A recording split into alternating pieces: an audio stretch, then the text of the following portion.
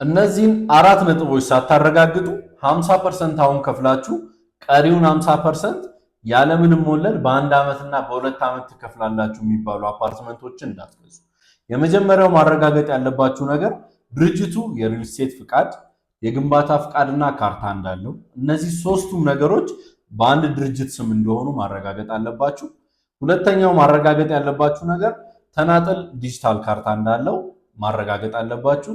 ዲጂታል ተናጠል ካርታ ከሌለው ካርታው ያልወጣበትን ምክንያት ቤቱ ከሚገኝበት ክፍለ ከተማ ሄዳችሁ ቼክ ማድረግ አለባችሁ።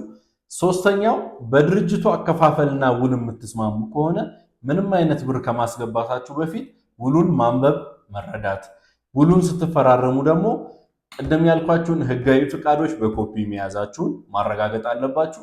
አራተኛውና የመጨረሻው ሙሉ ክፍያውን የምትከፍሉ ከሆነ ውልና ማስረጃ ሄዳችሁ የምትዋዋሉ መሆኑን ማረጋገጥ አለባችሁ። ተጨማሪ መረጃ የሚያስፈልጋችሁ ከሆነ ባዮ ላይ ባለው አድራሻ ደውሉልኝ።